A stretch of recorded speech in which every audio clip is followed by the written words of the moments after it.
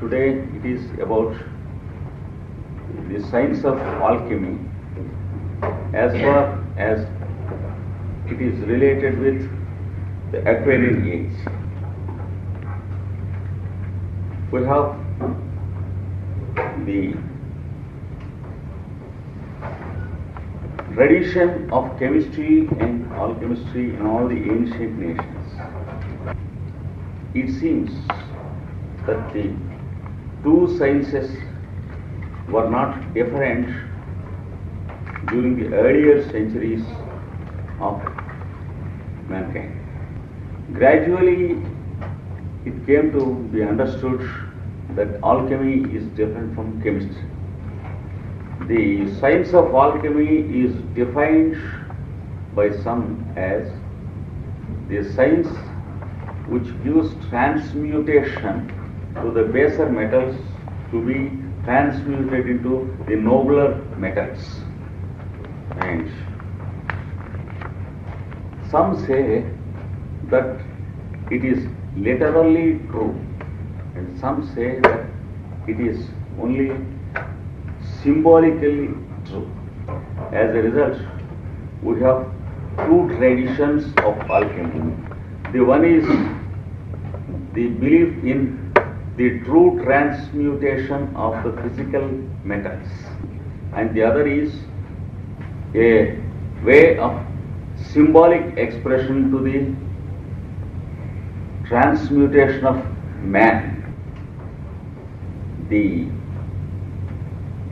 psychological faculties of the human being are compared with the values of some metals in nature, and the transmutation of these psychological faculties into the nobler faculties, that is, transforming the consciousness of man from the psychological level to the soul level, is described as the true science of alchemy by some people. In that way, they have developed a terminology and symbolism of their own, just as the scientists of astrology developed a symbolism of their own when they wanted to teach the esoteric aspect of astrology to us. I told you the other day how in astrology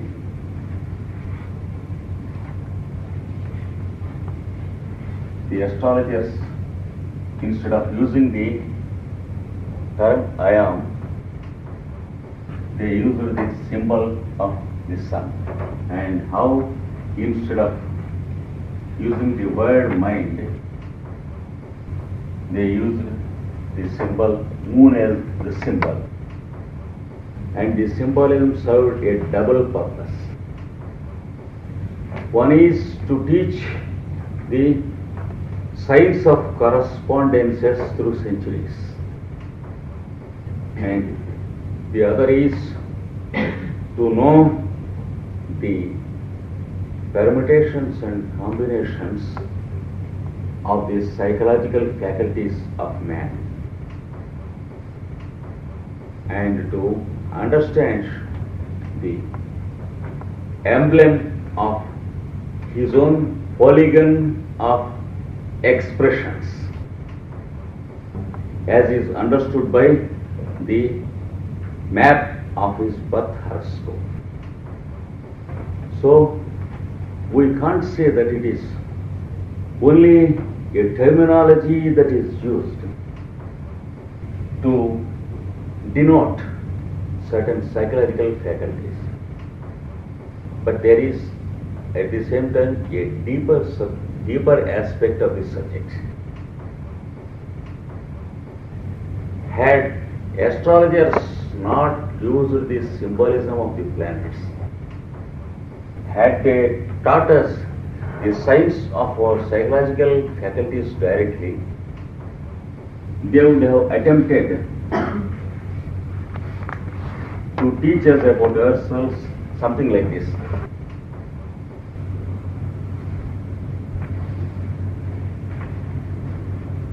they would have told us that you have 20% of I am awakening in you, about 28% of mind activity, about 32% of intellect, and about 26% of wisdom, and about 30% of push, about only 30.5% of experience gaining apparatus. That is the instrument which can receive the feeding of information to preserve the information in the memory and use it to our advantage when it is required. And finally, having about 34% of what we call joy and only about 16% music sense or aesthetic sense, and then only 9% of vision. Suppose some professor of an unknown science gives you this polygon about yourself to you. What are you going to do with this polygon? It is as useless as not giving it to you. Now suppose the astrologer speaks in terms of planets. Instead of mind, he used moon.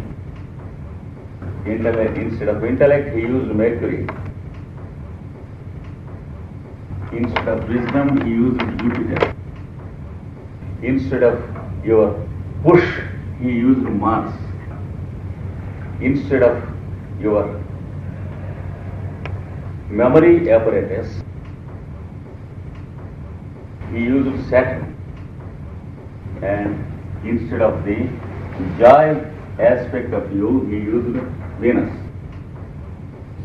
And instead of the aesthetic aspect, he used Neptune.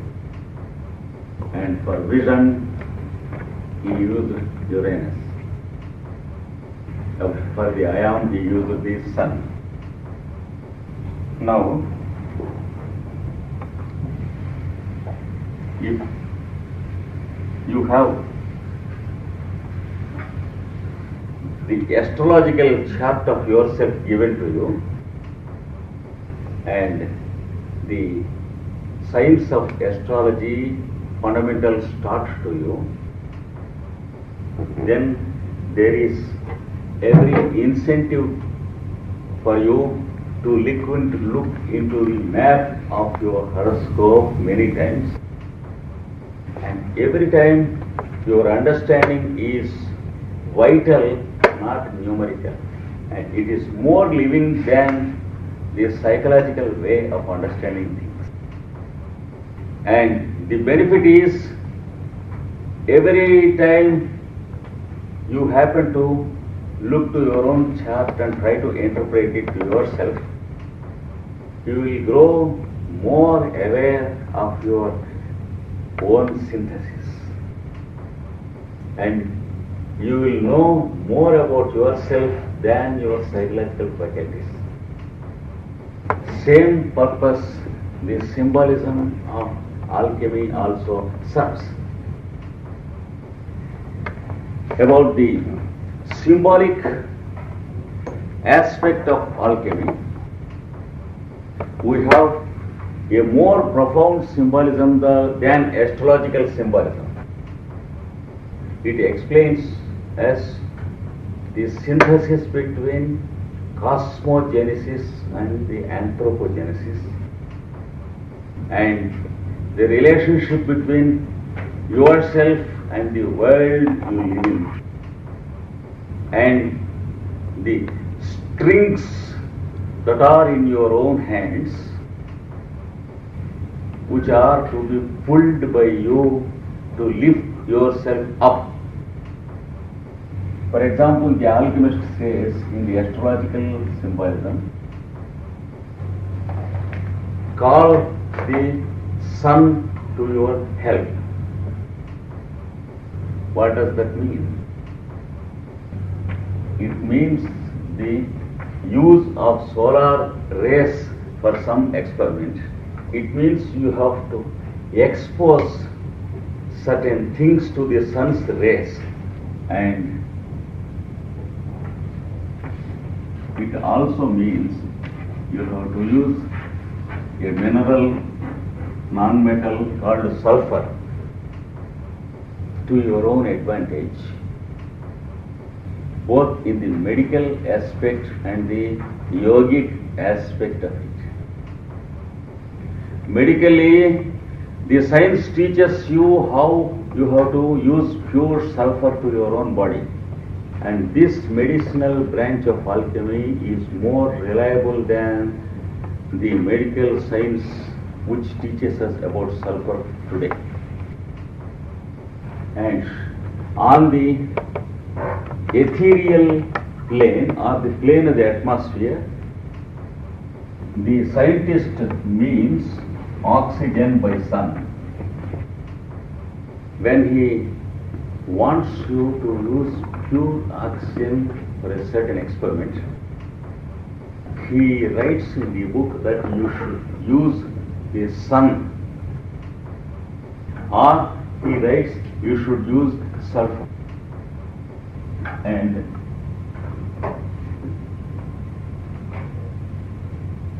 for some other purpose, with the same symbol, he means some other thing. He means also the metal gold by sun. But what he teaches to the real disciples is the relationship between these four existences in nature and the correspondences among these existences that are true in nature. How sulfur is related to the sun's rays, and how oxygen is related to the sun's rays, and in what way the metal gold is related to the sun's rays. Instead of giving you four different textbooks of four so-called different sciences, he gives one textbook of the one science which he calls alchemy. By that he means a book of some keys to solve certain secrets in nature. And then he gives the purpose and the use of solving these secrets. How to use them upon yourself. What you should do with sulfur in nature. Exactly on what days and dates you should use sulfur for your body and mind, so that you may not misuse sulfur in the name of medicine, taking daily the medicated tablets. For example, when you are born on a Sunday, he advises you a piece of pure sulfur to keep in touch with your right wrist where you feel the pulse. Whenever you feel your health is somewhat defective, when you follow this advice for a very long time, at the same time not accepting medication at all into the body, and following the laws of nature in our food and drink and habits, you will find your constitution better day by day. And after 1 or 2 years or 3 years,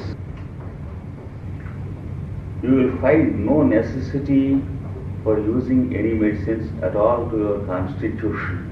This is not because there is no possibility of getting any disease, but this is because you will have a pure mind about the sulfur nature, which never permits you in the future to misbehave with your food, drink and habits.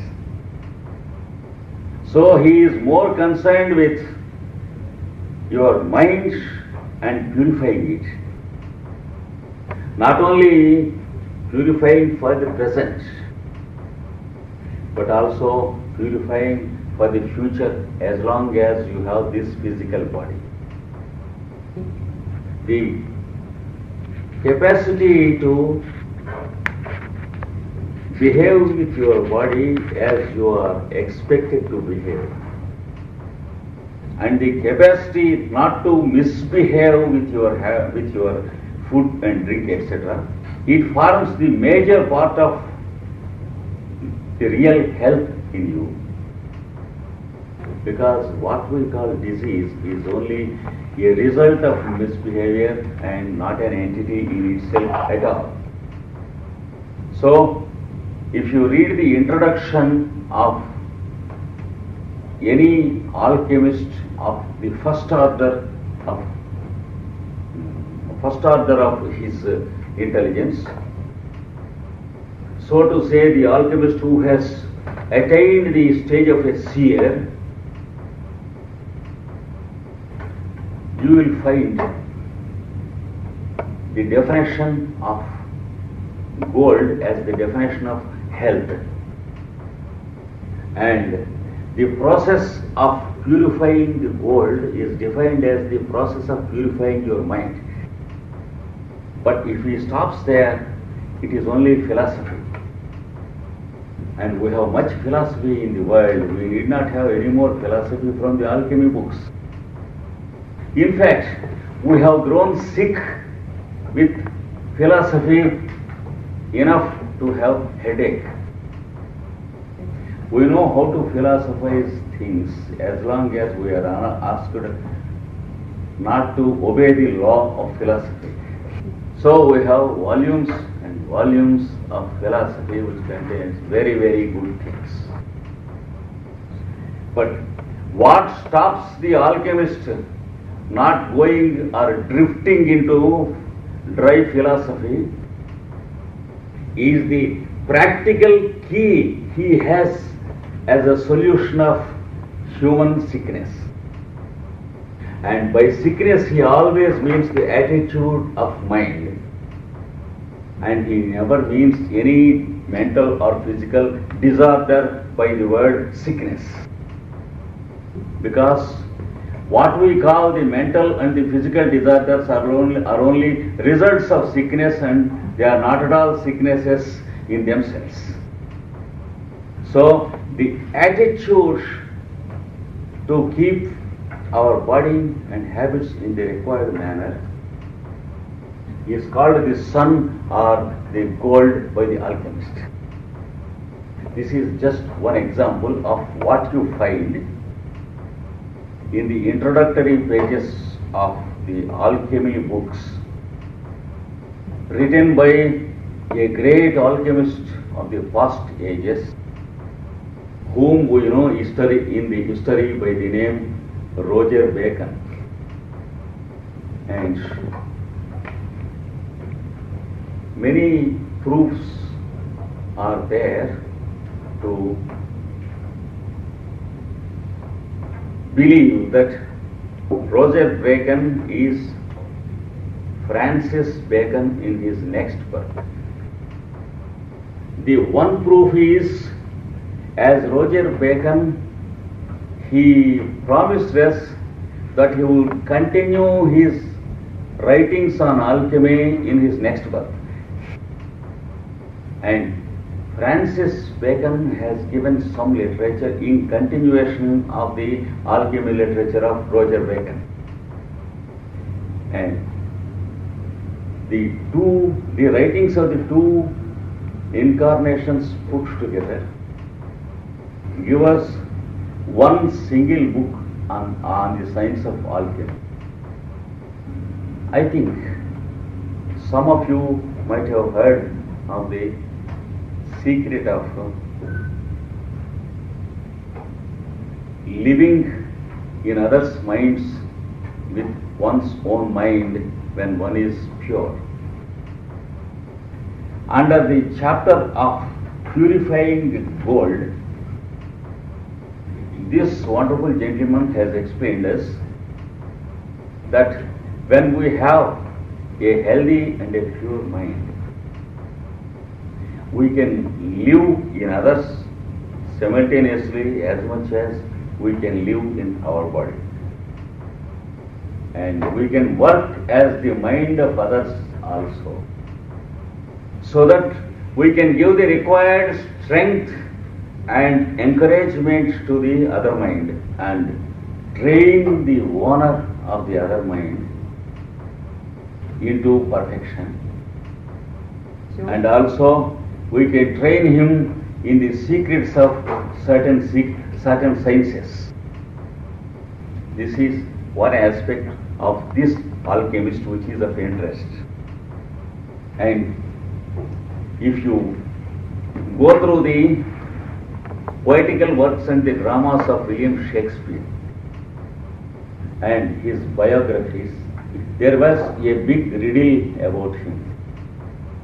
He was considered personally as a dullard and an unintellectual, not having any knowledge of any secret sciences, and he was just the average in his intelligence, not enough to enter into the psychology and the minds of many people. But when you go through his dramatic and poetical works, you will find something mysterious, and no poet or dramatist has entered into the human psychology till today as much as William Shakespeare had. This will be your personal testimony if you go through all the works of William Shakespeare with care. And his contemporaries used to wonder at this point how he could produce these works.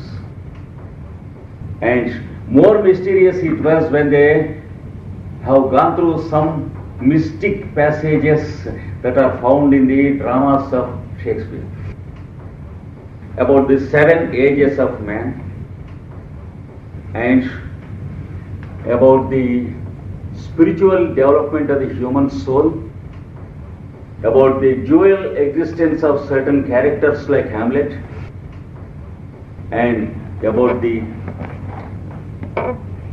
astral body clouding the soul and killing the conscience of the human being in certain characters like Macbeth and Lady Macbeth. And the passages uttered by certain characters that are of a mysterious nature, they found something mysterious and wonderful, and they tried to discuss things with the author himself. Whenever they questioned Shakespeare about the passages, the answer was, "I just felt like that and